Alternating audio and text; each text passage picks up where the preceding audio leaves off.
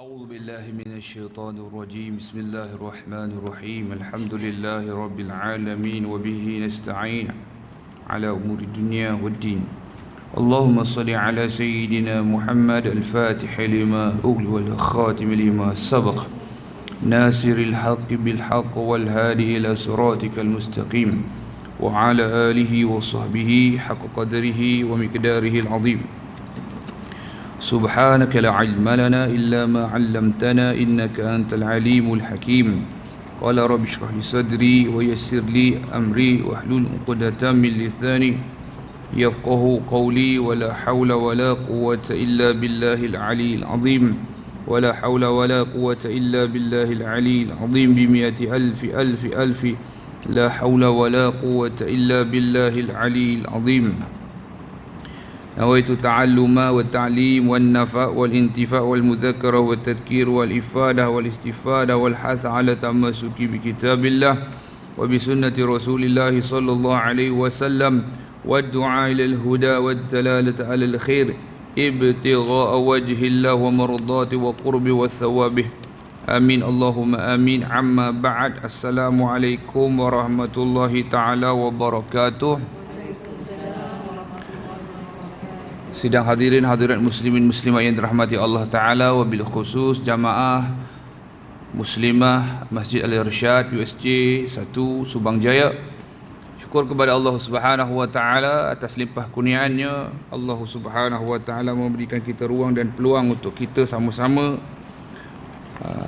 berkongsi ilmu di dalam pengajian yang wajib kita pelajari, ilmu fardu ain dalam bab tauhid, akidah ahli sunnah wal jamaah, dengan menggunakan kitab pelajaran tauhid yang disusun oleh Al-Habib Abdullah bin Ahmad Al-Jufri.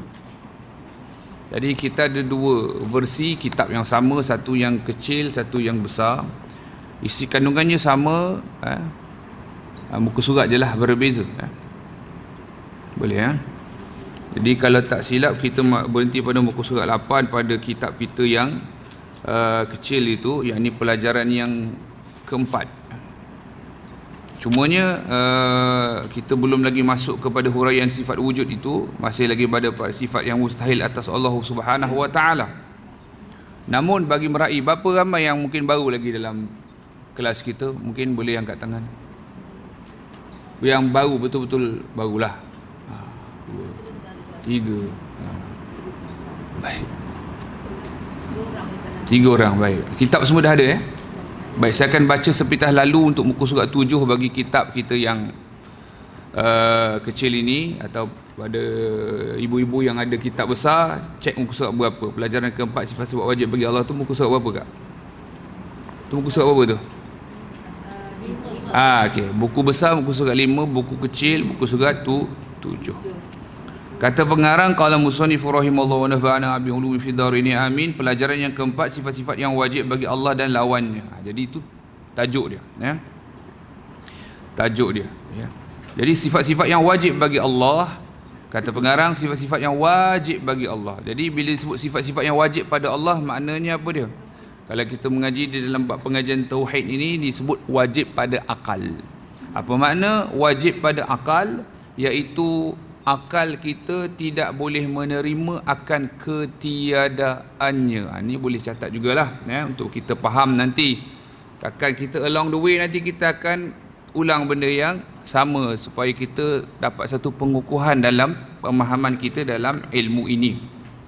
Bila sebut wajib, sebab dia hukum ini ada pembahagiannya 3, iaitu hukum adat, hukum akal dan hukum syarak. Banyak sekarang orang tak faham, dia kata tak logik. Dia tak faham hukum akal, dia tak faham hukum adat, dia tak reti. Bila dia tak reti, manusia ni musuh pada benda hak dia tak reti, benda hak dia tak tahu. Begitu. Dia kata mana mungkin sampai satu tahap, bila dia nak menafikan sesuatu perkara kerana tidak suka, minta maaf kalau saya sebutkan, kepada sesuatu atau seseorang yang menyampaikan sesuatu, mungkin ada kesilapan sedikit, tapi dia kait terpalik semua. Macam orang kata apa? Macam kerbau tu kerbau. Kerbau bila dia bukan berguling, dia bila dia nak berkubang dia ni terpalik belaka-belaka, lumpur yang tu kena balik kat orang. Tak ada pasal. Bila nak menafikan suatu perkara yang pada dia tidak masuk di akal, sedangkan dia pun hukum akal pun dia tak faham, dia duk kata tak boleh, mana mungkin begini, sampai satu tahap benda-benda yang telah ada di dalam Al-Quran, termaktub di Al-Quran, dia kata tidak. Ataupun benda-benda yang Nabi SAW sebutkan, dia kata tak ada. Ni jadi kita kena faham hukum akal apa, hukum adat apa, hukum syarak apa. Siapa yang hari ni baru pernah dengar benda ni, hukum akal, hukum syarak, hukum adat? Pernah baru pertama kali dengar? Kalau dah pernah dengar, kita boleh teruskan saja ke biasa dah kan? Baik. Antara yang contohnya hukum akal, wajib pada akal, yang mana kita belajar ni sifat-sifat yang wajib bagi Allah Ta'ala, iaitu akal kita tidak boleh menerima akan ketiadaannya. Tiada wujud, tak boleh terima. Tiada ataupun qidam itu, yakni tiada mula bagi Allah, tak ada hak tu, dia tak boleh terima. Baqa, yakni kekal, ketiadaan kekal itu bagi Allah Ta'ala tak boleh terima. Itu dinamakan wajib pada akal. Bila sebut mustahil pada akal, ni kita faham juga, iaitu tak boleh terima akan adanya apa? Adanya mula bagi Allah. Adanya mula bagi Allah. Adanya apa? Adanya binasa bagi Allah, tak boleh terima. Adanya apa? Persamaan dengan makhluk bagi Allah. Kerana kita percaya wajib bagi Allah Ta'ala bersifat dengan mukhalafatuhu lil hawadith. Akal kita wajib menerima bahawasanya Tuhan itu tak sama makhluk. Dan akal kita tak boleh terima kalau Tuhan itu, ketiadaan sifat tersebut ada pada Allah. Jadi kita kena faham, sebab along the way nanti kita akan pergi, kita akan ulang hak yang sama. Jadi kita tengok, saya bacakan sepintas lalu sebelum kita masuk kepada sifat yang mustahil bagi Allah Ta'ala. Sifat-sifat yang wajib bagi Allah yang diketahui oleh mukallaf. Siapa ingat apa makna mukallaf? Banyak kali juga kita ulang. Bagi yang pernah menghadiri pengajian kita, katanya cerita cutilah pengajian kita bulan 3 bulan. 3 bulan. Lupa. Golongan yang diberati atau dipertanggungjawabkan atau ditaklifkan atau dibebankan dengan hukum syarak ke atasnya terdiri daripada 2 golongan, jin dan juga manusia. Dan ada 4 ciri yang terkandung di dalamnya, iaitu yang pertama berakal, kemudian baligh, kemudian sempurna panca indera, yakni tidak buta dan pekak sekaligus, dan sampai seruan dakwah Nabi Muhammad SAW ataupun seruan Islam. Itu makna mukallaf. Kita kena ingatlah. Kita kena ingat. Banyak yang tak tahu. Baru ni ada timbul isu juga Kak. Adalah isu ada satu orang hamba Allah Arab, dia pun tak, orang panggil dia syekh lah, senang cerita. Tetapi dia pemahaman dia terhadap teks bahasa Arab tu sendiri salah. Dia pun salah. Sebab tu tak semestinya kan, minta maaf kalau saya sebutkan, tak semestinya kalau dia Arab, kalau dia tak mengaji pun dia tak dapat juga. Itu saja. Jadi dia pemahaman dia salah. Bila pemahaman dia salah, penterjemahan dia salah. Bila penterjemahan dan pemahaman dia salah, maka dia menyalahkan orang lain, menyesatkan orang lain. Tu. Kadang-kadang orang kata takkan orang Arab salah. Kalau dia tak mengaji, dia tak faham ngaji nahwu sorof dan sebagainya, apa makna dia sebenarnya, maka jadi salah. Ni penting kita kena faham lah. Sebab tu ilmu tu kalau kita tengok yang mahir dalam bahasa Arab ini, yang menguasai, yang jadi imam dalam ilmu nahwu, ilmu tata bahasa Arab, bukannya orang Arab. Masya Allah, tabarakallah. Subhanallah. Jadi begitu penting. Kembali kita kepada tadi, iaitu sifat yang 20. Okey, ada yang bertanya. Ada yang bertanya, sebelum kita masuk ni, kita kena clear the air dululah. Sebab apa? Sebab kalau kita tak clear the air, nanti kan along the way kita kan masih orang kata ada sanksi dan sebagainya. Bila timbul ada persoalan macam orang tanya, kenapa kita kena belajar sifat 20 ni? Zaman Nabi tak ada. Gitu. Zaman sahabat tak ada. Lalu bagaimana? Jadi kita, bagaimana kita nak menjawab? Nak tulis pun boleh, nak dengar pun lagi bagus dengar dulu. Ikut ikut cikgu, pilih. Nak dengar dulu boleh, nak tulis pun boleh. Dengar pun bagus juga. Okey. Kerana di sini kena disebut ya, metod ataupun cara ataupun manhaj pengajian sifat 20 ni disusun secara sistematik oleh Al-Imam Abul Hasan Al-Asy'ari pada kurun keempat. Beliau ni lahir pada kurun ketiga tapi hidup hingga kurun keempat. Maknanya apa dia? Beliau ni tergolong dalam salafun salih. 300 tahun kurun yang mana diperakui oleh Nabi SAW itu, kurun yang terbaik itu beliau lahir pada waktu itu. Jadi walaupun istilah sifat 20 itu tak ada pada zaman Nabi SAW, tak ada pada para sahabat, zaman sahabat, para sahabat radhiyallahu anhum ajma'in. Namun ni point, ni tu saya penting, saya suruh dengar dulu point dia, apa point.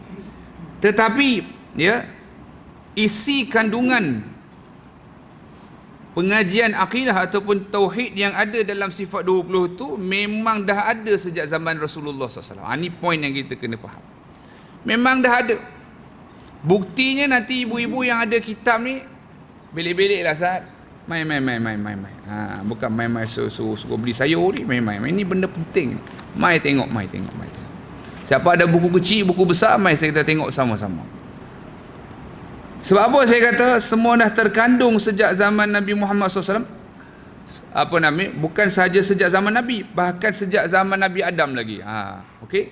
Kalau orang tanya lah nak bagi orang kata, orang Kedah kata kelolo lah sikit, kelakar sikit lah. Bukan kelakar buat-buat lawak, tak tentu hala ni dah. Zaman Nabi tak ada pun sifat 20. Kita kata sejak zaman Nabi Adam lagi dah ada. Boleh tenganga sikit mulut dia. Jadi macam karak, apa nama tu, karak punya apa tu, terung karak lah. Pasal kita sejak zaman Nabi Adam, bau dia reti. Kadang-kadang dia kena bagi macam tu. Bukan nak suruh gaduh, jangan salah faham tidak. Sebab kita zaman Nabi Adam lagi dia pening, bau dia dia mencari. Sebab apa? Mari kita belik sama, tengok muka surat. Siapa ada buku kecil, buku besar, masing-masing tengok wujud ada tak dalil dalam Al-Quran. Mari tengok masing-masing. Buku surat 8, 9, buku kecil tengok sendiri, buku besar tengok sendiri. Saya pun tak tahu, tetapi mesti kurang daripada 8, 9. Tu. Tengok Qidam, Baqarah, buku surat 10, 11, buku kecil. Buku besar tengok dekat pelajaran kelima. Ada tak Al-Quran sebut? Bila ada Al-Quran sebut, maknanya apa? Rasulullah SAW yang menyampaikan. Boleh faham tu. Mukhalafatuhu lil hawadith, muka surat 12, 13. Tengok buku besar pelajaran ke-6. Tak apa, akak, acik, ibu-ibu belik-belik je nampak dah. Tiap-tiap daripada apa yang dihuraikan dalam kitab kita walaupun ringkas, tetapi ada sandaran daripada Al-Quranul Karim dan juga hadis Nabi Syarif sallallahu alaihi wasallam. Nampak tak? Ilmun ada Al-Anfal 75. Hayat ada. Pada sifat hayat ni lah nanti kita akan tengok adanya dalil bukan saja pada sifat Allah Subhanahu wa taala yang maha hidup, tetapi dalil bagaimana ulama ahli sunnah wal jamaah ambil kita kena mengaji atau wajib mengaji sifat mustahil bagi Allah. Kerana di dalamnya pada surah Al-Furqan ayat 58 ni memang ada dah masuk. Pada muka surat 18 ada dah di sini. Nanti kita hurai insya-Allah taala. So nampak poin dia apa kalau orang tanya? Bukan nak ajak gaduh, jangan salah faham. Tahu sampai Nabi Adam. Itu panjang ceritalah kalau macam tu. Cuma nak kata kan, cuma kita sebut memang dah ada sejak zaman Nabi SAW, bahkan sejak zaman Nabi Adam AS lagi. Pasal apa? Ni kita kena dengar. Ni point sebab saya sebelum tulis dengar dulu. Sebab para nabi para nabi rasul alaihi wassalatu wasalam semua hinggalah Nabi SAW semua mengajak kepada Allah tu Esa, betul tak? Allah tu ada tu satulah. Allah tu Esa, Allah kuasa, tak ada siapa, tak ada sesuatu yang serupa dengan Allah Taala. Bahkan di dalam kitab Injil yang sebenar, bukan yang bohong punya. Kitab Injil yang sebenar menyebutkan Allah Ta'ala itu Esa. Allah tidak beranak dan tidak diperanakkan. Ada. Tiba lepas 200 tahun baru diubah. Sedangkan yang ubah itu, Injil yang ada berlega sekarang ni, diubah tu 200 tahun selepas Nabi Isa diangkat ke langit. Tak jumpa pun Nabi Isa. Subhanallah. Boleh faham Baik. Jadi kalau ditanya semua Nabi Rasul alaihi wasallam, khususnya Nabi Muhammad SAW, semuanya mengajak umat tentang Allah tu wujud, Allah tu Esa, Allah tu Maha Kuasa, Allah tak sama dengan makhluk. Sifat siddiq itu wajib ada pada para Rasul. Kehidupan di akhirat itu benar. Kan? Jadi semua ini adalah yang berkait dengan apa yang kita belajar yang dalam kitab kita. Di mana kesesatannya ataupun di mana tidak ada sumbernya? Di situ. Di manakah kesesatan ataupun ciptaan ataupun tiada sumber bagi ilmu ni, sedangkan apa dia? Sudah termaktub. Tu. Sama juga kalau orang tanya kepada kita, orang tanya kepada kita sekarang, ada tak dulu fiqh, usul fiqh, tajwid? Tajwid lah, pokok kita ngaji tajwid senang cerita. Adakah zaman Nabi tajwid? Adakah? Adakah sebut tajwid, dengung ni macam ni baca, bertemu apa dhammah ni macam mana, idgham al-ghunnah semua ada ke? Tak ada. Tapi dibaca macam tu. Tapi ulama menyusun jadi ilmu tajwid dalam dalil dia, waratilil qur'ana tartila. Dan baca al-Quran secara tertil, baca betul sifatul huruf, makhrajul huruf dia sebagaimana yang Nabi baca. Iqra'ul Quran kama unzila, bacalah al-Quran sebagaimana ianya diturunkan, mana yang Nabi baca. Apa tak ulama tolong susun. Jadi bila ada ilmu seumpama begini, ilmu tauhid, usuluddin, sifat 20, ulama susun bagi mudah untuk kita ekstrak daripada Al-Quran dan hadis Nabi SAW untuk kita kah? Kita ada masa ke nak ni? Kan? Tak ada masa. Ulama tolong susun. Jadi sama je. Kalau orang tanya ada tak mustalah hadis, ilmu tajwid dan sebagainya zaman Nabi, tak ada. Jadi bila orang petikan ilmu sifat 20 ni, kita tanya dia balik soalan, ada tak zaman tu tajwid ke, ilmu mustalah hadis ke, usul fiqh ke? Usul fiqh yang susun mula-mula siapa? Imam Syafi'i. Jadi Nabi SAW juga tak pernah mengajar sahabat-sahabat rukun solat 13 perkara, macam kita. Hadis ni sahih, dhaif, ada tak? Ke ada? Zaman Nabi ada ke? Ni sahih, ni dhaif? Tak. Jadi ilmu tu mana muncul? Ulama susun bagi kita untuk kita faham. Subhanallah, kalau kita belajar dengan teliti dalam bab fiqh tentu rukun 13, tertib itu sendiri, masya-Allah tabarakallah, kan rukun itu tertib itu.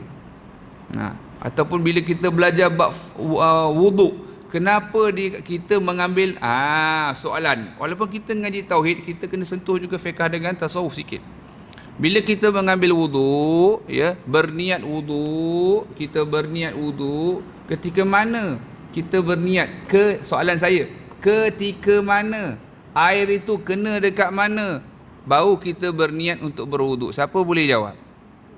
Sebab banyak muslimat kalau saya pergi kuliah-kuliah kadang dia tak boleh jawab. Kat mana? Masya Allah, ni jempol kata, cap jempol. Gitu, bagus. Sebab ada yang tak tahu. Sebab dia duduk air bergenang kat tangan tu, dia niat kat situ. Masa air dekat muka, dia tak ada niat apa-apa. Niat tu di hati, sunat melafazkan. Nampak? Boleh faham Ada yang tak tahu ni. Sedangkan maksud bila air tu bergenang kat tangan kita, kita mengekalkan niat hingga air itu mengena kepada wajah. Kalau orang lelaki bahkan orang perempuan pun dia kena tahu apakah 20 bulu ataupun rambut yang wajib dikenakan air. Ni sikit saja, cerita sikit saja. Panjang perbahasan. Tapi tak ada rukun solat tak ada, hadis ni sahih daif tak ada. Makna ilmu tu walaupun masa tu tak ada, adakah ilmu tu tak benar ataupun salah tak? Tak, semuanya diambil daripada Rasulullah SAW, daripada Allah Ta'ala, Quran dan hadis. Di situ. Jadi perlu kita firmkan dalam hati kita pada pagi yang berbahagia ini, ya, tak ada istilah ilmu ni rekayasa para ulama. Faham Disusun lagi ada supaya kita dapat, kita dapatlah. Kalau tidak kita tak tahu which is which. Mereka yang tolong kita. Baik. Tu yang pertama. Allahumma salli ala sayyidina. Jelas supaya apa? Jadi kalau orang kata pula ilmu ni sekadar falsafah, ada tuduhan-tuduhan seumpama begitu, maka dijawab, adakah benar itu semua? Bahkan tak benar sama sekali, bahkan tuduhan yang jahat. Sebab apa? Sebab kita belajar dalam kitab ni ada belaka Al-Quran dan hadis ni. Falsafah ni mana reka-reka yasa saja. Tak pernah tidak ada apa falsafah yang mana tak ada asas lah. Kalau ada asas dalam agama tu diterima, diterima. Allahumma salli ala sayyidina Muhammad. Tu antara lain. Baik. Kemudian kalau kita nanti dalam kitab kita ni ada dinamakan dalil akli, dalil akal. Kenapa tak pakai Al-Quran hadis je? Kenapa kena pakai akal? Tu. Jadi dalam Al-Quran sendiri Allah Subhanahu wa taala suruh kita. Allah Taala suruh kita boleh buat catat dalam surah Yunus. Qul inzuru madza fis samawati wal ard. Just catat dulu, nanti carilah Just catat, nanti cari. Surah Yunus 101 yang bermaksud katakanlah wahai Muhammad, Qul inzuru madza fis samawati wal ard. Katakanlah wahai Muhammad sallallahu alaihi wasallam, perhatikanlah, yakni tengok, fikirkanlah apa yang ada di langit dan apa yang ada di bumi. Apa makna? Tengok saja ke? Tak. Daripada segala kejadian yang menakjubkan yang Allah Ta'ala cipta, membuktikan keesaan Allah Ta'ala. Kita tengok langit, kita tengok bumi. Agak-agak ada dua Tuhan nak yang cipta ni? Mustahil. Kalau tidak hancur. Satu nak USJ kemarau panjang, satu lagi nak banjir besar. Tak jadi. Tu. Tak jadi. Kita tengok mana-mana organisasi lah. Organisasi ke, syarikat ke, kerajaan ke, apa lagi? Masjid surau ke, kalau ada 2 kepala macam mana? Kalau ada 8 kepala, hancus. Hancur. Kalau betul belaka 8 tu tak apa. Kalau 8 semua kepala tak betul belaka, bukan kata hancur lagi, tak tahu apa.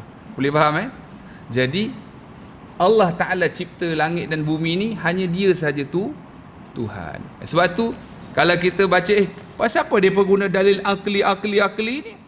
Allah Ta'ala yang suruh. Perhati tengok. Buat catatan tambahan lagi, surah Az-Zariyat ayat 21.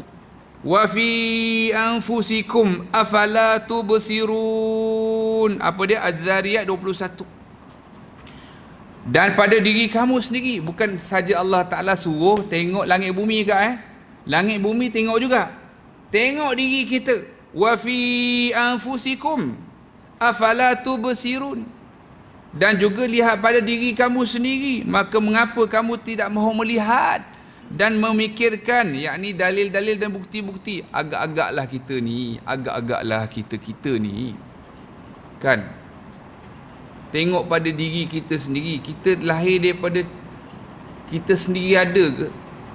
Sebab tu dalam kitab Penawar Bagi Hati, ni kita sentuh sikit tasawuf lah. Dalam kitab Penawar Bagi Hati Syekh apa dia? Tamat dah beramal lah cikgu. Itu guru saya pesan, dia kata kalau beramal Penawar Bagi Hati saja, jadi kekasih Allah, jadi wali Allah, boleh beramal. Amin. Baik. Jadi dalam kitab Penawar Bagi Hati disebutkan bagaimana ubat nak menghilangkan daripada sombong, iaitu sedar diri ni kita dah asal daripada air mani yang hina. Air mani ni kalaulah tak maaf sebut kalau ada topok kat situ, ada orang nak ni, tak ada. Itik tak sudu, ayam tak patuk, sekian. Anjing pun tak jilat barangkali. Boleh faham? Tetapi Allah Ta'ala jadikan daripada itu ahsani taqwim, sebaik-baik ciptaan Allah Ta'ala. Cumanya kena ingat ya, dah daripada air mani yang hina kemudian akan menjadi mayat. Mayat yang reput. Kalau bahasa lebih kasar jadi bangkai. Tapi manusia tak disebut bangkai, biasa binatang. Boleh faham ya? Jadi kalau dia beringat macam tu, nak sombong macam mana? Lagi tu ulama tahu atau tasawuf sebut apa? Macam mana nak sombong? Hari-hari bau tai. Faham tak? Ya ke ustaz? Sendirilah ras. Hari-hari dalam perut tu ada najis. Faham? Kenapa ustaz ni bau tai? Najis. Najis sama. Hari-hari bawa najis. Jadi beringat, kalau kata macam kalau dia orang paling apa, the most beautiful girl in the world pun sekalipun, ataupun the most handsome man in the world sekalipun, dia bawa apa? Gitu. Boleh faham tu kalau boleh faham? Dia agama ni dia jadi satu kita punya sebagai garis panduan kehidupan kita. Nak boleh lebih tak boleh lebih. Ini dia punya kerangka dia. Tauhid, fiqh, tasawuf. Boleh faham ya? Baik. Okey. Kenapa saya beritahu benda ni terlebih dahulu, supaya along the way kita dah tak ada dah. Betul ke depa kata sifat 20 ni dah tak ada dah. Kita faham. Tengok saja kita dah boleh membaca dan memahami, kita faham dah. Ini pastinya daripada Allah dan Rasulnya. Kerana memang ada dalam Al-Quran dan hadis Nabi SAW. Baik. Sifat-sifat wajib bagi Allah Ta'ala yang diketahui mukallaf sebanyak 20 sifat. Yang pertama, wujud artinya ada, qidam sedia ada, baqa artinya kekal, mukhalafatuhu lil hawadith artinya berlainan daripada yang baru. Baik, buat catatan sikit pada buat macam ni lah. Tak tahulah dah ada ke belum. Kalau dah ada lah.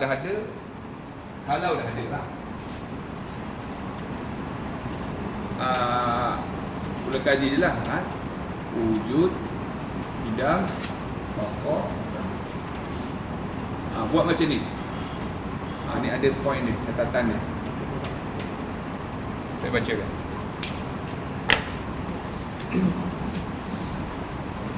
Buat macam tu lah, macam arrow kat benda tu. Apa benda lah bahasa Melayu dia.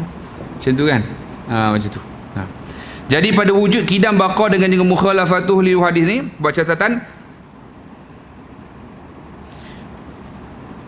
Datang dengan 4 sifat ini. Datang dengan 4 sifat ini sahaja kita tahu apa yang disembah oleh orang kafir itu bukan Tuhan. Saya ulang, dah ada je gue.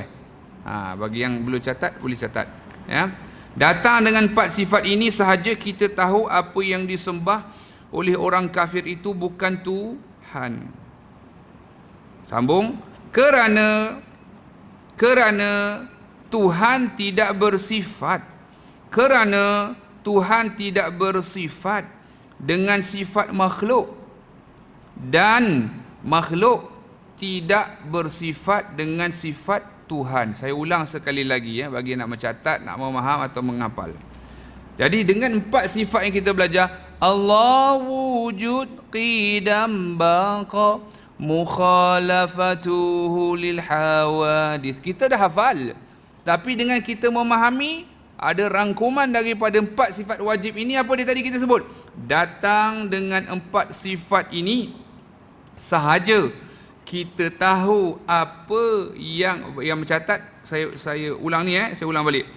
Datang dengan 4 sifat ini sahaja kita tahu apa yang disembah oleh orang kafir itu bukan Tuhan. Titik di situ. Sambung. Kerana Tuhan tidak bersifat dengan sifat makhluk, dan makhluk tidak bersifat dengan sifat Tuhan. Itu penting kita belajar. Lepas tu kita faham ni, Allah wujud, sebenar-benar wujud. Apa makna benar-benar wujud? Iaitu Allah Subhanahu wa ta'ala yang tiada mula. Itu makna tak ada wujud. Allah juga tiada akhir, tak ada akhir. Dan Allah juga tidak sama makhluk.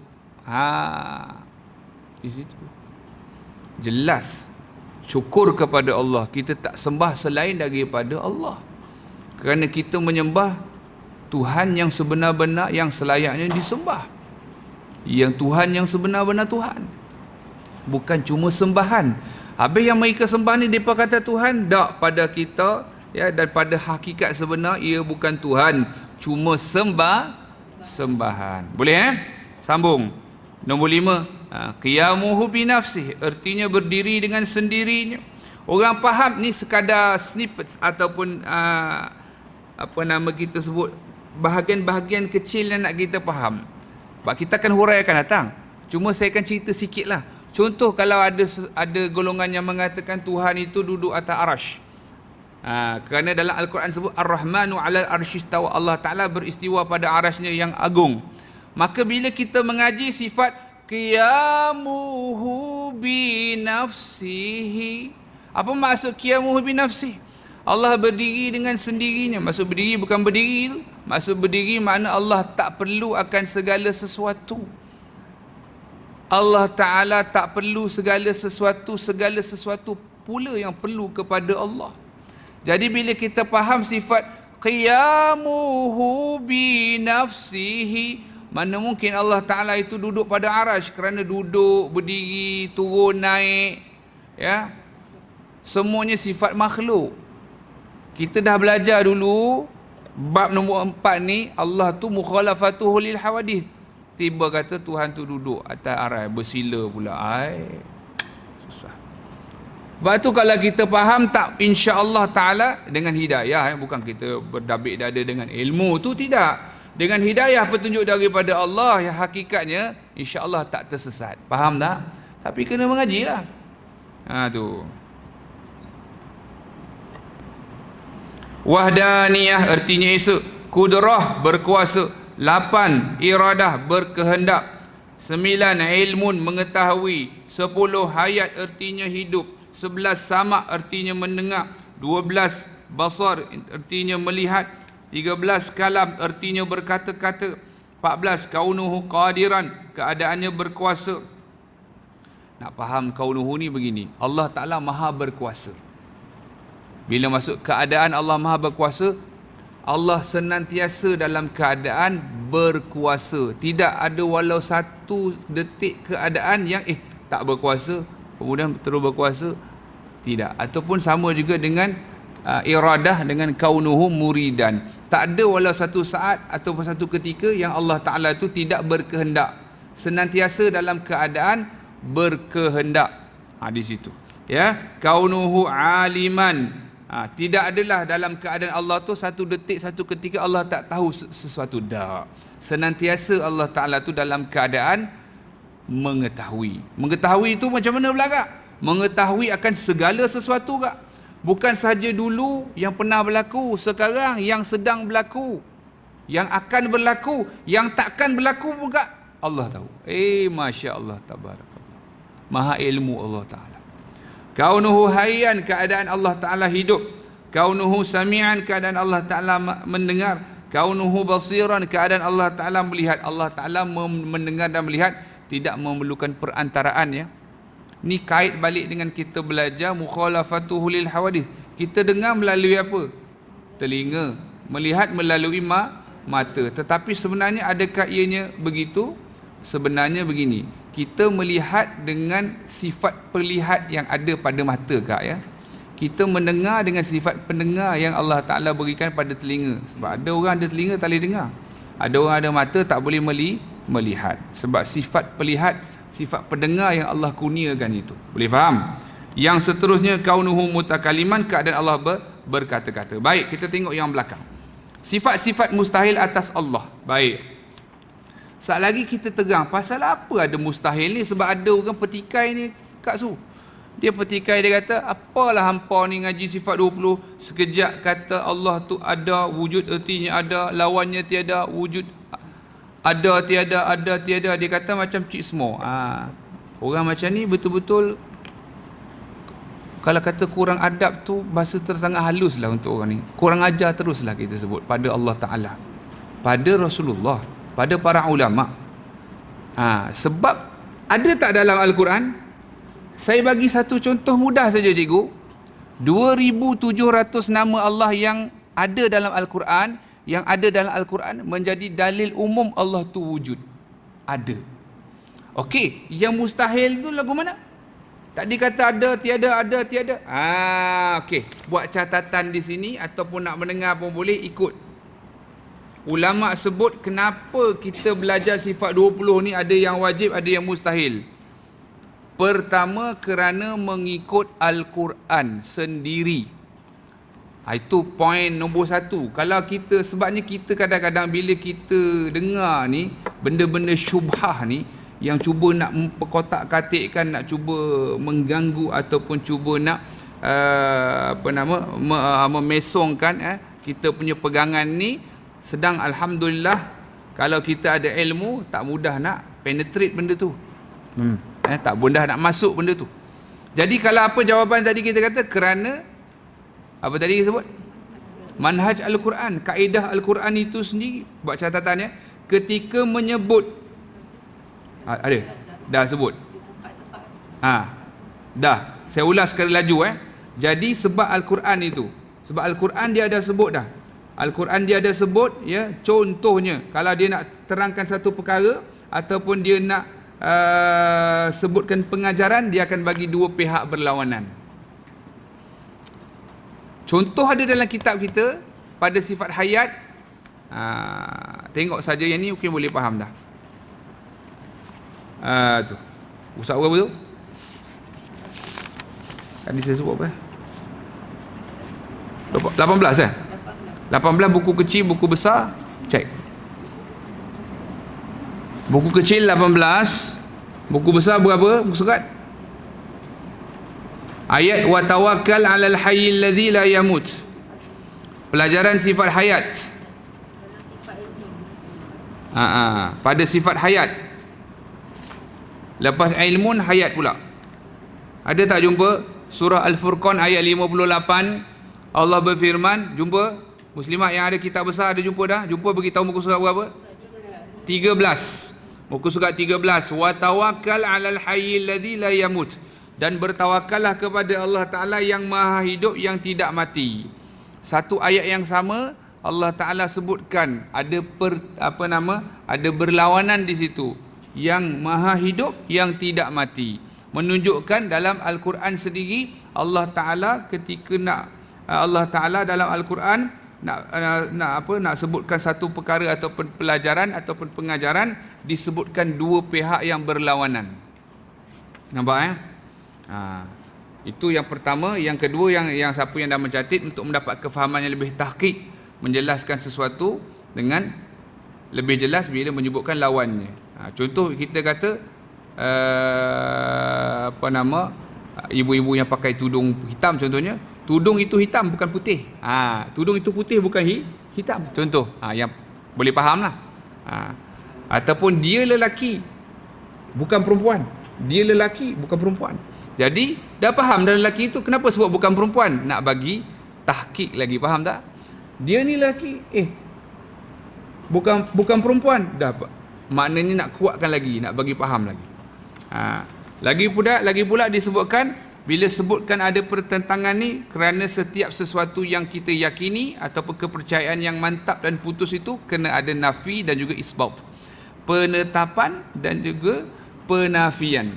Sama macam kita mengucap la ilaha illallah. Ada penafian dan ada penisbatan. Ada penetapan. Dan yang keempat, kalau orang tanya kenapa kita belajar yang sifat mustahil ini, kerana kita tanya balik soalan kepada mereka, bila kita belajar fiqh, kenapa kita belajar perkara membatalkan solat? Nak pergi haji tadi Kak Su kata. Pasal apa perkara yang membatalkan haji? Pasal apa? Supaya kita tak melakukannya, supaya kita tak buat benda tu. So kenapa kita belajar sifat mustahil bagi Allah Ta'ala? Supaya kita tidak berpegangan seumpama ada sifat mustahil itu ada pada Allah, supaya tak batal iman seseorang itu. Itu tujuan dia. Sebab itu konsep kita mudah dia sekarang ni. Lagi banyak kita belajar, betul memang banyak kita tak tahu lagi. Itu satu.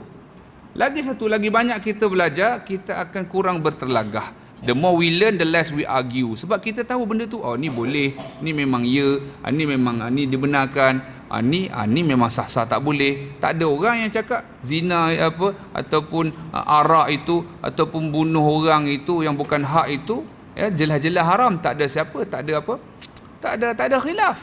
Boleh faham di situ selesai. Baik, kita tengok sepintas lalu kita sifat-sifat yang mustahil. So faham ya kenapa kita belajar sifat mustahil? Jelas. Atas Allah Ta'ala lawan sifat-sifat yang wajib bagi Allah yang wajib diketahui oleh mukallaf sebanyak 20 sifat juga. Maknanya apa? Lawan kepada tadi. Adam artinya tiada, hudus artinya baharu, fana artinya binasa, mumatsalatul hawadits artinya serupa dengan yang baharu, ihtiyajuhu ila ghairi, berhajat kepada yang lain, ta'addud artinya berbilang, ajzun artinya lemah, karaha artinya dipaksa, jahlun artinya bodoh, maut artinya mati, samam artinya pekak, ama artinya buta, bakam artinya bisu, kaunuhu ajizan artinya keadaannya lemah, kaunuhu mukrahan artinya keadaannya dipaksa, kaunuhu jahilan artinya keadaannya bodoh, kaunuhu mayyitan keadaannya mati, kaunuhu asamma artinya keadaannya pekak, kaunuhu a'ma artinya keadaannya bisu, kaunuhu abkam artinya keadaannya bisu. Kesemuanya apa dia? Semuanya apa dia? Mustahil bagi Allah. Ada soalan boleh faham? InsyaAllah kita masuk sikit huraian sifat wujud. Sifat wajib yang pertama, ingat tak kita sebut bila kata sifat wajib yang pertama apa dia? Wajib pada akal. Bagi Allah Ta'ala ialah wujud. Buat catatan, wujud yang sebenar-benar wujud. Tu catatan dia. Catatan yang pertama pada yang pertama tu, sifat wajib itu, iaitu wajib pada akal. Bagi Allah ialah wujud. Catatan yang kedua, bagi yang baru dalam pengajian kita akan bagi catatan. Contoh kita kata sifat wajib yang pertama, bila sebut sifat wajib itu catatan dia buat nombor ke, nombor 1 ke dan sebagainya, tulis di tepi kitab, wajib pada akal. Ingat tak kita sebut wajib pada akal tadi apa? Akal kita tidak boleh terima akan ketiadaannya. Kemudian kita kata yang pertama maknanya daripada 20 sifat. Kita pun akan fahami bahawasanya sifat Allah Ta'ala tu bukan 20 sifat saja. Kan kita sebenarnya tidak boleh mengetahui akan hakikat segala sifat kesempurnaan Allah. Cuma 20 sifat yang kita belajar ni kerana kita sebagai mukallaf yang kita sebutkan tadi, wajib kita tahu dan ia merangkumi semua sifat-sifat kesempurnaan Allah Ta'ala. Yang pertama daripada 20 tu catatan yang kedua, bagi Allah ialah wujud. Catatan yang ketiga, yakni sebenar-benar wujud. Siapa tahu maksud sebenar-benar wujud? Buat catatan, tiada mula dan tiada akhir bagi kewujudannya. Ya, tiada mula dan tiada akhir bagi kewujudannya. Sebab tu saya sebutkan ya, Kak Su pun selalu sebut ya, tujuan kita belajar berkitab ni dengan catatan nanti akhir kita khatam kitab ni kita boleh mengajar balik. Ibu-ibu boleh mengajar balik. Cumanya catatan tu kena samalah dengan apa yang saya sebutkan. Kalau ada yang tak faham, tak dapat beritahu. Kan jadi macam cerita Piramli pula. Kita cakap ni dia lukis Tromen lah apa sebagainya, susah. Pasal ni konsep pengajian kita. Nampak macam bit lambat sikit tapi slowly but surely gitu. Lepas tu saya selalu tekan, walaupun sebulan sekali tak ada masalah sebenarnya. Masalahnya kalau kita tak datang, kalau tak ada sebab lah, kalau kan kita hadirkan, cuba Baik. Bagi wujud tadi apa kita sebut tadi? Iaitu sebenar-benar wujud. Yang ini tiada mula tiada akhir dalam kewujudan. Ertinya ada. Baik. Kita wajib percaya. Bila sebut wajib percaya, buat catatan, wajib pada syarak.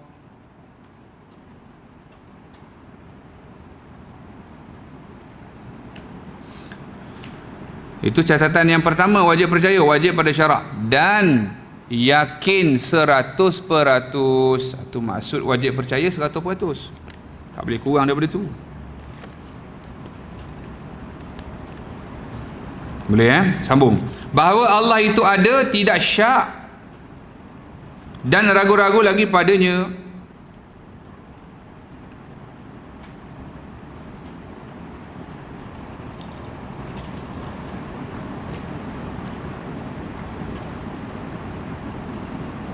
Syak tu berapa peratus?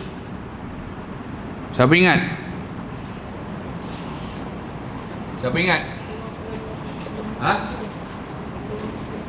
Dia yakin 100. Don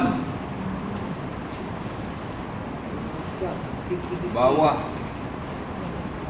100, atas 50%. Maknanya antara 99.9 hingga ke kita kata berapa? 50 satu lah. Betul ke? Betul ke? Jadi yang tadi soalan kita apa tadi? Syak. 50.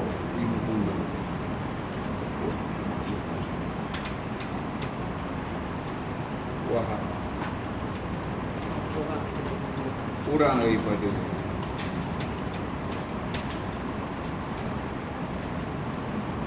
30.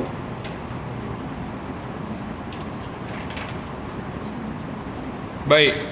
Jadi tak boleh syak 50% pun tak boleh.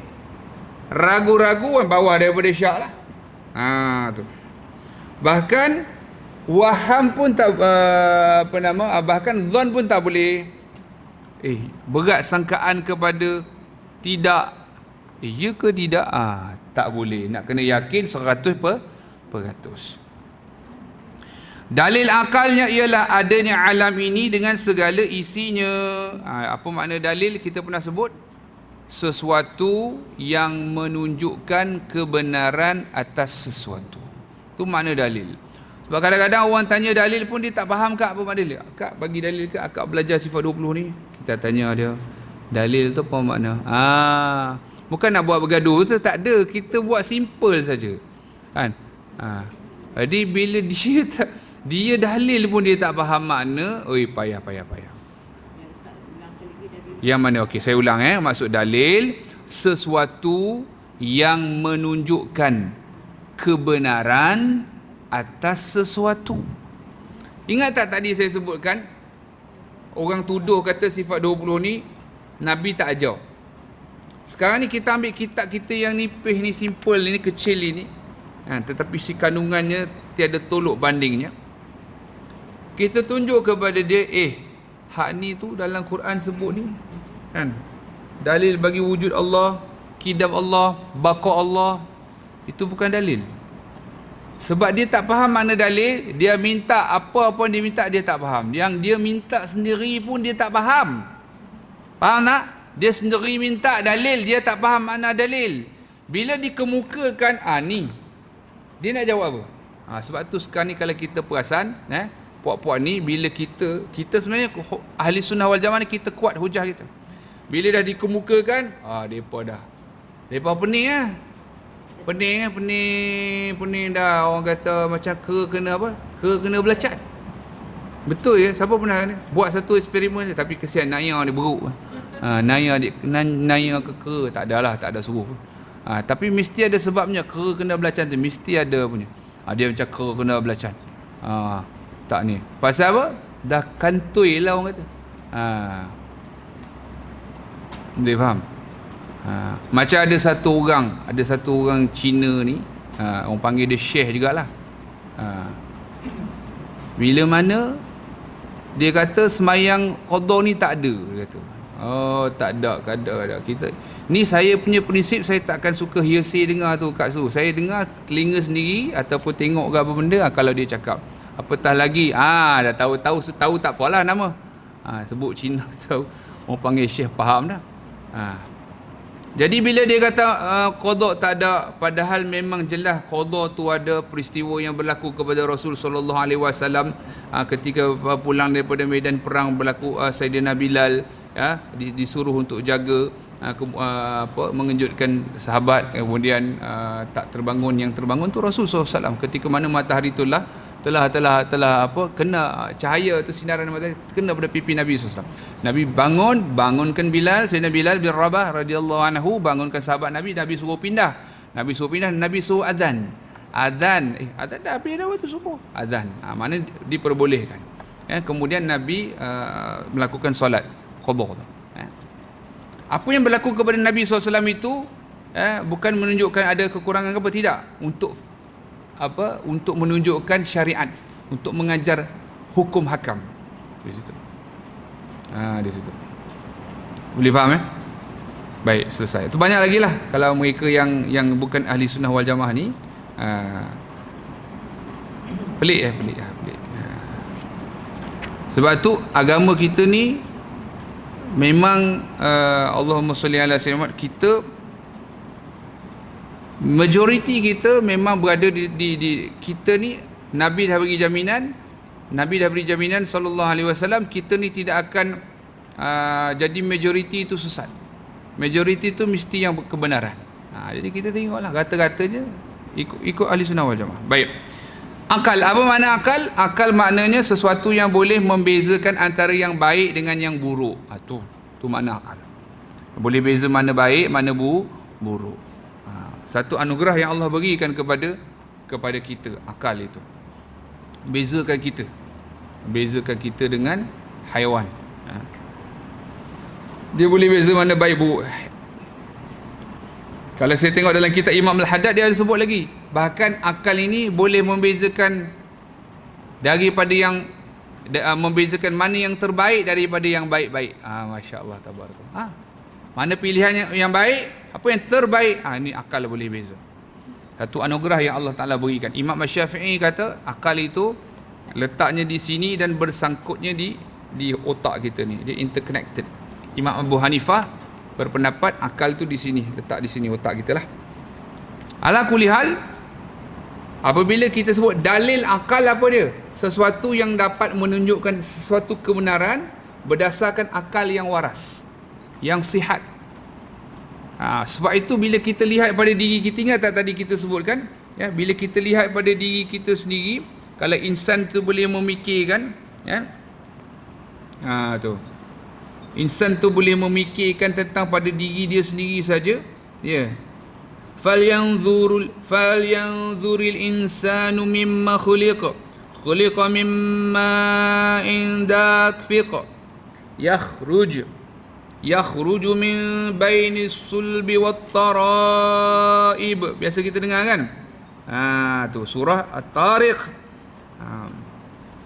Allah Ta'ala sebut, setelah mengetahui yang demikian, maka hendaklah seorang insan, satu orang manusia, memikirkan dari apa yang dia diciptakan. Tu. Dia diciptakan daripada apa? Daripada air mani yang memancut ke dalam rahim, yang keluar daripada tulang sulbi lelaki dan tulang dada perempuan. Allah suruh fikir, tengok asal kita. Jadi itu dikatakan kita ni ada ke tak ada? Dulu asal kita tiada, kemudian ada, kemudian jadi tiada. Jadi kita tengok, ya, ulama sebut dalil akalnya bagi Allah Ta'ala itu wujud dengan adanya alam ini dengan segala isinya. Dengan adanya apa? Alam ini dengan segala isinya. Okey, kita kena faham istilah sedikit. Bila disebut tentang makhluk, apa makna makhluk? Buat catatan, sesuatu yang diciptakan oleh Allah. Tu satu, makhluk. Berhenti pukul apa Kak Sul? 11.15. Okey, baik. Boleh catat Catat apa tadi kita sebut? Makhluk, sesuatu yang dicipta oleh Allah. Okey, buat catatan seterusnya, baharu. Apa maksud baharu? Sesuatu yang ada mula. Boleh? Sesuatu yang ada mula. Hadis ataupun hawadis atau baharu bahasa Melayu. Yang ketiga, mungkin ataupun mumkinat. Mungkin ataupun mumkinat. Apa dia maknanya? Boleh jadi ada, boleh jadi tiada. Kita ni mumkinat, kita ni makhluk, kita ni hadis. Kita saja ni tadi. Baik, saya ulang sekali lagi. Tengok sekejap. Kita ni lah hadis, kita ni lah makhluk, kita ni lah mungkin atau mumkinat. Macam mana nak faham? Kita ni adalah makhluk. Sebab apa? Diciptakan oleh Allah. Tengok diri kita sudah.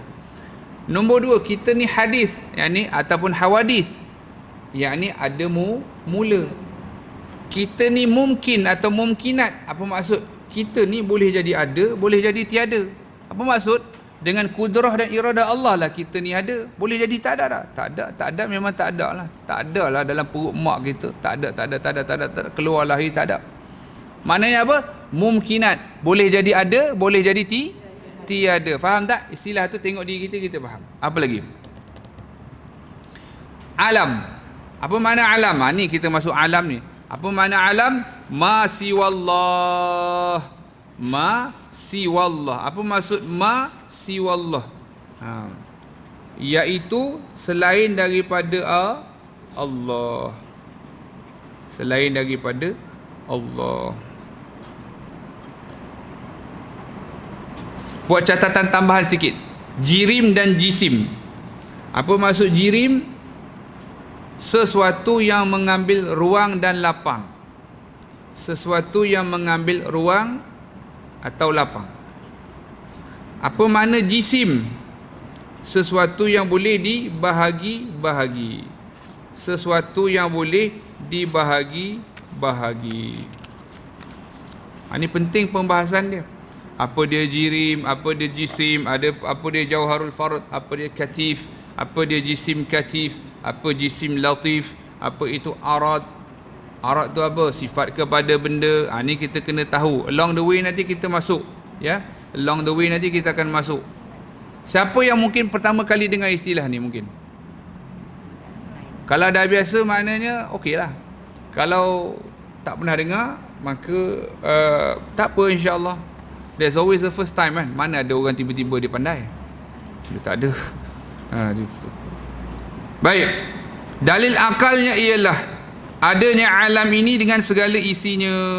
Alam ini sendiri maknanya apa tadi? Ma siwallah. Apa makna dalam bahasa Melayu?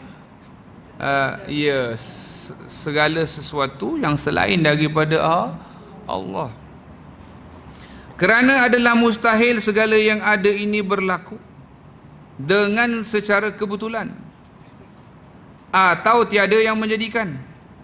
Sebab itu tiada siapa yang dapat mencipta alam ini melainkan Dia, yakni Allah.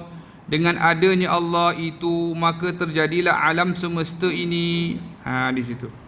Tak ada, alam ni tak ada jadi secara macam tu, ya, apa nama, Big Bang teori ke dan sebagainya, atau tak ada siapa yang menjadikan. Jadi tak boleh diterima akal kita yang waras akan seumpama tu, kenyataan seumpama. Justru kepercayaan kita bahawasanya tiada siapa yang dapat menciptakan alam ini melainkan Allah. Dengan adanya Allah itu maka terjadilah alam semesta ini. Dalil nakalnya. Apa maksud dalil nakal?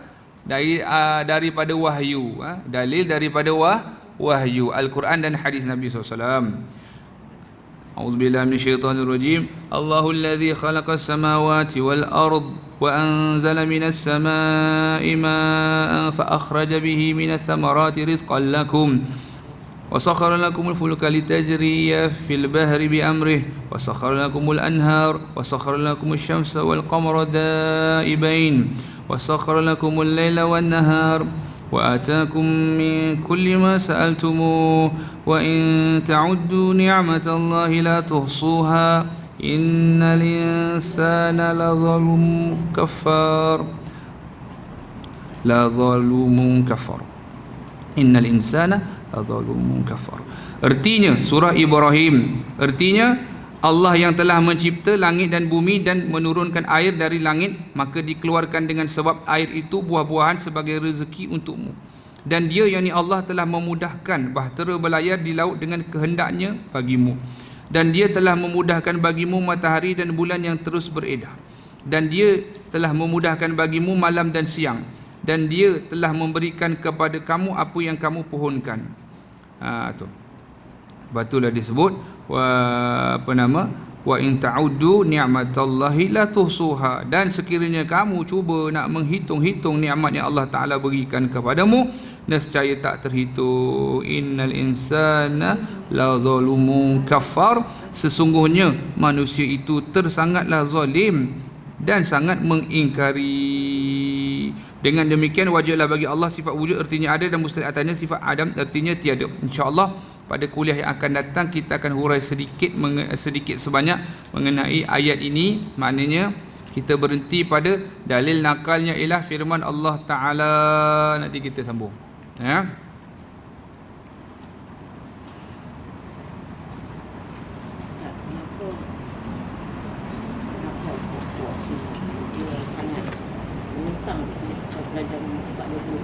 Siapa? Oh, puak-puak tu. menentang sangat bila kita pelajari sifat 20 ni, seolah-olah kita yang tadi 40 tu cara bodoh. Ya, ya. Kenapa? Yang pertama, first and foremost lah, untuk mereka ni mereka betul-betul perlu petunjuk daripada Allah. Sebab mereka ni tersesat dan menyesatkan. Jadi mereka juga beranggapan pihak mereka tu betul. Sebab tu sampai mati pun kalau Allah tak beri petunjuk, maka mereka akan tetap berpegang. Jadi semuanya bermula daripada, sebab itu kalau kita tengok kalau kita baca kitab Adab fi Sulukil Murid, Al-Imam Abdullah bin Alawi Al-Haddad disebut orang yang mula-mula nak berjalan menuju Allah Ta'ala, jalan pertama hidayah, keinginan yang membara untuk menuju Allah Ta'ala. Cuma kadang-kadang bila dia keinginan dia tu, tiba dia jumpa salah guru, salah pengajian, salah kitab. Sebab tu hidayah tu penting. Nombor satu, makna hidayah jalan. Maksud hidayah tu sendiri ad-dalalatu alal khair, satu jalan petunjuk kepada kebaikan. Jadi dia menyangka dia berada di situ. Itu satu. Yang kedua, Allahumma salli ala sayyidina Muhammad. Tadi kita sebutkan.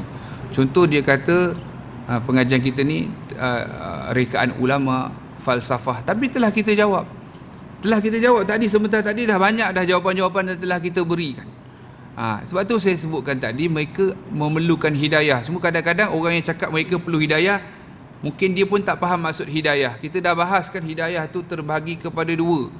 Hidayah berbentuk umum, yang berbentuk khusus. Umum itu hidayah yang berbentuk ilham ke dalam hati nurani kita. Sebenarnya kalau dia betul-betul pohon kepada Allah, nescaya Allah perkenankan, Allah berfirman kan, Allah bagi tahu apa dia? Ud'uni astajib lakum. Dia minta betul-betul kepada Allah. Tapi ialah kalau dah diselubungi dengan zulumat, dengan kegelapan, dia tak nampak. Kita lah kalau duduk dalam gelap, nampak tak apa benda? Tak nampak. Dia masalah dia tidak sedar duduk dalam kegelapan. Contoh pencerahan yang kita berikan satu persatu. Cuba dia duduk kat sini. Contohlah, saya tak adalah kata orang duduk kat sini. Contoh ada salah seorang lah hamba Allah yang mungkin tak bersetuju. Dia terus tanya. Dengan izin Allah kita cuba jawab dan sebagainya. Untuk apa dia? Untuk apa kita sebut sebagai menghilangkan waham dia tadi tu, ragu-ragu dia tadi tu. Kalau dia kata ni daripada ulama, kita kata sejak Nabi Adam lagi. Sebabnya gini. Kalau dia tak faham, okey, daripada waham naik kepada syak, daripada dhon naik kepada yakin. Jadi dia perlu, itulah katakan dia first and foremost perlu kepada hidayah, petunjuk daripada Allah serta taufik daripada Allah. Sebab bila dia once dia dah masuk kat situ, dia nak patah balik tu hanya Allah Ta'ala yang boleh tarik dia. Okay. Kenapa dia begitu menentang? Sebab dia pegangan dia salah.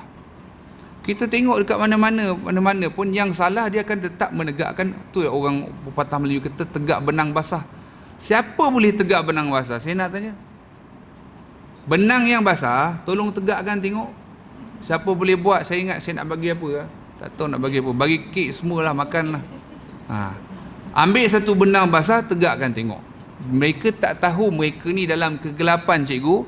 Nombor dua, mereka menegakkan benang yang basah. Yang ketiga, kena faham satu perkara. Syaitan, nafsu senantiasa membantu golongan ini merasakan diri mereka di pihak yang benar. Mereka tuduh kita macam kita sedia maklum, cikgu. Tetapi kan tadi kita sebut, Nabi dah berpesan, dah bagi tahu kita ni Allah Ta'ala tidak akan golongkan kita ni majoriti dalam kesesatan. Tak, majoriti kita ahli sunnah wal jamaah, al-asyairah wal maturidiyah, berpegang teguh pada sifat 20 ni. Pegangan mazhab kita, tasawuf kita.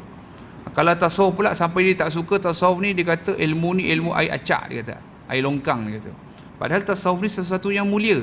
Kalau orang tanya apa dalil dia, Kak, ingat tak kita sebut dalil dalam Quran surah Al-Qalam, Allah Ta'ala sebut wa innaka la'ala khuluqin azim, dan sesungguhnya engkau wahai Muhammad SAW yang dikurniakan dengan akhlak yang agung. Itu dalil bagi sifat tasawuf, pengajian tasawuf, akhlak. Walau tak sebut tasawuf, macam kita cakap tadi, walaupun tak sebut usuluddin lah, sifat 20, tapi isi kandungan dia sama tak? Daripada Nabi Adam lagi. Sebab tu bukan saja perlu hidayah, perlu tahu diri dia, yang berada dalam kegelapan, dan yang ketiga, ya, dia kena tahu, ya, iblis dan syaitan ni sedang, iblis, syaitan dan nafsu sedang memegang kepala dia untuk dalam perjalanan. Kita tengok kadang-kadang sampai sudah, dia tak bagi sampai sudah, tak bagi maulid, tak bagi apa, tak bagi tahlil, sampai sudah dah bapak dia masuk dalam kubur, tak ada talqin, tak ada apa, baca yasin tak ada, letak je tahu. Lepas tu tiba-tiba kita talqin, dia kata buat tazkirah atas kubur. Apa beza? Apa? Memanglah dia ada perbahasan ilmiah dia.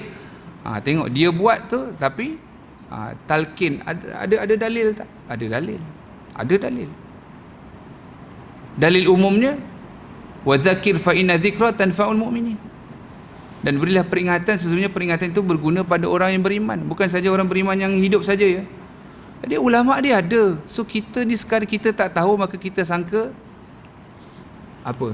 Kita tengok baru-baru ni komen dia kata, kami bersyukur belajar dengan sekian doktor tut. Kerana kami ni orang awam dapat belajar dengan doktor tut. Jadi dia kata kami orang awam dapat tahu imam-imam kesalahan imam-imam mazhab tidak tahu menilai hadis-hadis ni, status hadis. Imam Ahmad bin Hanbal hafal berapa juta hadis? Saya sebut je, kadang saya malah nak tanya lah. 1 juta hadis. Beliau anak murid siapa? Imam Syafi'i.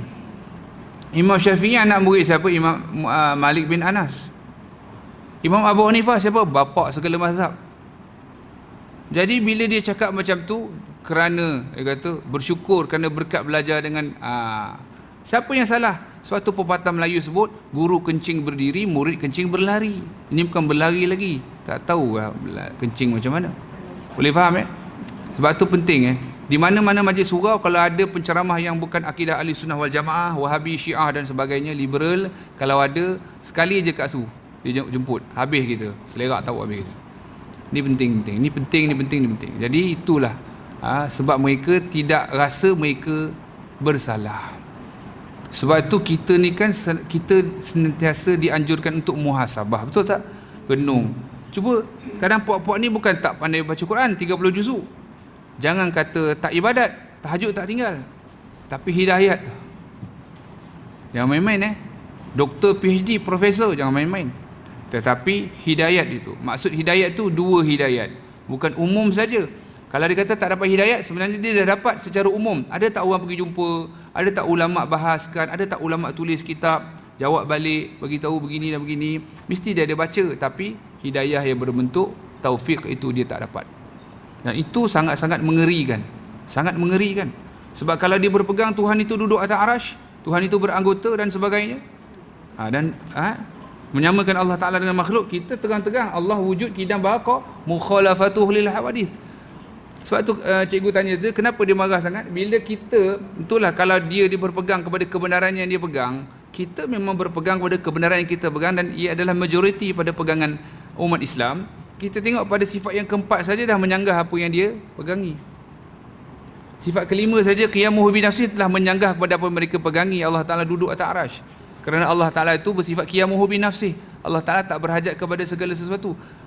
Apa dia sebenarnya? Bila dia belajar yang ni, dia akan dapat sebenar. Tu yang dia tak nak. That is the question. That is your question and that is the answer. Bila mana dia belajar yang kita, dia akan dapat yang benar. Yang dapat benar tak ikut dia lah. Tu je sebenarnya dia marah sangat. Itu makna syaitan, iblis, syaitan, nafsu dia yang menguasai diri dia sebenarnya. Kalau dia betul renung sejenak, betul-betul minta petunjuk daripada Allah, tak sedikit daripada golongan ini yang kembali kepada ahli sunnah wal jamaah. Dan kita pun tu kan nak mendabih dada kita sendiri, kena berdoa banyak-banyak kepada Allah agar Allah kekalkan kita dalam ni. Kadang-kadang yang lawa, tengok-tengok lepas tu dia lah jadi macam tu. Kita minta jauh daripada Allah, tu kita takut. Sebab hati itu ya muqallibal qulub, tsabbit qulubana ala dinika wa ala ta'atik. Allah Ta'ala yang memegang, membolak-balikkan hati. Moga Allah tetapkan kita dalam agama ni, dalam ketaatan kepadanya. Itu kita minta. Bukan kita dabih dada, kita faham ni, tahu segala dalil ke. Kita kena banyak-banyak bersyukur dan mohon Allah tetapkan iman kita sampai akhir hayat kita, mati dalam husnul khatimah bil khair wal wal afiyah. Amin ya rabbal alamin. Pastinya dalam akidah ahli sunnah wal jamaah. Kalau husnul khatimah kan, dia mati dalam keadaan lain, bukan tidak dia. Jadi saya kata sekali kalau seseorang tu dia mengaji Al-Quran bagus, nampak solat dia bagus, sedangkan dia nampak yang lahir sajalah. Sedangkan macam ni dia tak nampak. Nabi SAW dah beritahu dah. Golongan ni bacaan Qurannya, ibadat dia, tetapi imannya tak sampai sini pun. Bayang kita bukan cakap orang kafir ke munafik ke apa tadi, tapi Nabi dah sebut. Nabi dah bagi indikator. Jadi kita faham, kita yang belajar dan memahami itu sudah memadai dah. Bukan nak menuduh orang melabel orang ni, tidak Tapi Nabi dah bagi tahu dah. Baca Quran tak saya cakap. Ibadatnya, pangkatnya, jangan main. Hafal. Hafal. Ayat berapa, nombor berapa begitu. Kadang-kadang yang dia orang ni smart. Handsome kan. Kena macam saya sesat kampung ni kan. Kan? Kemas, pakaian, masya-Allah, tabarakallah. Orang semua package ada. Tetapi mana yang benar, mana yang salah, dia bukan kira lagu tu.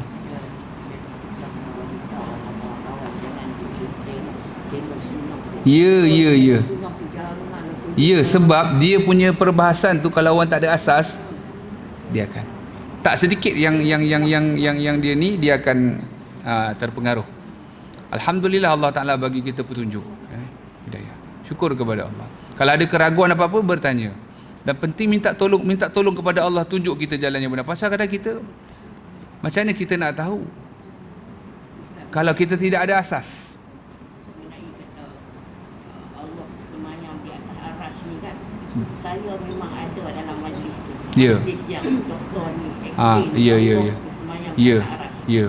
Saya pening juga. Pening, cikgu. Sebab saya lama di situ kan. Ya, cikgu. Saya pergi belajar. Semua saya rasa macam tak betul lah kan. Macam mana cikgu boleh rasa tak betul? Sebab cikgu dah pernah ada asas yang masa ketika mana kita masih muda. Kalau dia kosong, contohnya macam Cina, India ataupun orang asli yang masuk Islam ke apa, dia tak pernah dengar, ataupun orang Melayu tak pernah belajar langsung-langsung, dia dengar benda yang tu, maka dia akan pegang. Sebab zohir ayat tu begitu. Zohir ayat mutasyabihat itu begitu. Sedangkan ianya ayat yang mutasyabihat perlu kepada pentakwilan. Kalau cikgu sendiri boleh pening, apatah lagi orang yang langsung-langsung tak ada asas. Dan doktor tu sekarang Ya. sangat dia cakap di Bangun. Bangi Saya mau tahu dia. Allah. Dia komputer tak? Faham. Saya tengok dia macam mana dia, tapi saya tak tahu sama dia mengajar di masjid tak. Kalau dia ngajar biasanya cikgu dekat masjid surau dia takkan mengajar tu. Biasanya pasal kita orang boleh detect. Biasanya kita takkan dia takkan ajar begitu pasal memang boleh detect. Biasa dia ajar macam ni lah.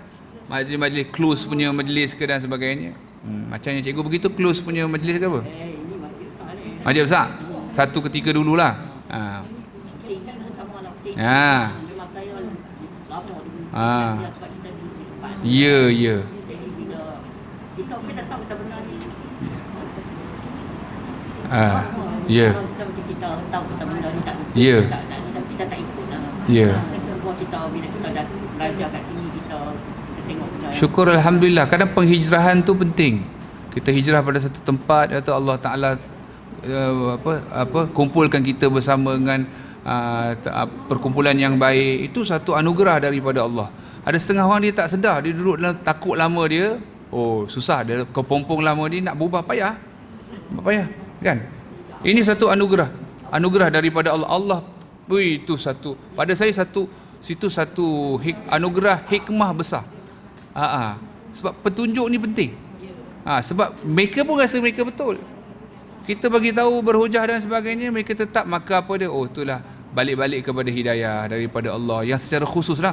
Hidayah umum dia dah dapat pasal kita dah bagi tahu satu demi satu, tapi dia tak mau terima. Susah, kesian.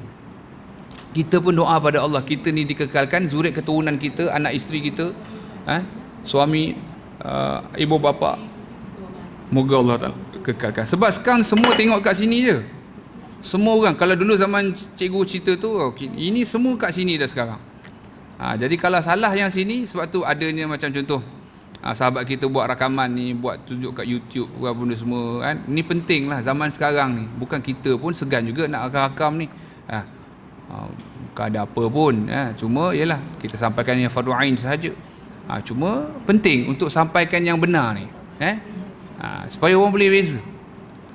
Kalau tak ada asas teruk. So, kita doa banyak-banyak. Maintain kita. Mati kita dalam iman dan taqwa. Amin ya rabbal alamin. Tolong tanda kita dah berhenti kat mana. InsyaAllah kita akan bertemu lagi dengan izin Allah Ta'ala. Wabillahi taufiq wal hidayah. Wassalamualaikum warahmatullahi ta'ala wabarakatuh. A'udzubillahi minasyaitanirrajim. Bismillahirrahmanirrahim. Alhamdulillahirabbil alamin. Wassalatu wassalamu ala asyrafil anbiya'i wal mursalin sayyidina maulana Muhammadin nabiyyi wa ala alihi wa sahbihi ajma'in. اللهم نور قلوبنا بنور هدايتك كما نورت الأرض بنور شمسك أبدا أبدا برحمتك يا أرحم الراحمين. اللهم ارزقنا التوفيق والهداية والعناية والاستقامة. اللهم ارزقنا الإخلاص والإيمان وفي الرضا في جميع الأحوال. اللهم فقهنا في الدين وعلمنا تعالى الفتوح العارفين واهدنا إلى صراطك المستقيم. يا مقلب القلوب ثبت قلوبنا على دينك وعلى طاعتك. اللهم انك زيادة في الدين وبركة في الأمور وصحة في الجسد وسعة في الرزق وتوبة قبل الموت وشهادة عند الموت ومغفرة بعد الموت والعفو عند الحساب وأمان من العذاب ونصيب من الجنة وارزقنا النظر إلى وجهك الكريم. وصلى الله على سيدنا محمد وعلى آله وصحبه وسلم. سبحان ربك رب العزة عما يصفون وسلام المرسلين والحمد لله رب العالمين. تقبل الله منا ومنكم. السلام عليكم ورحمة الله وبركاته.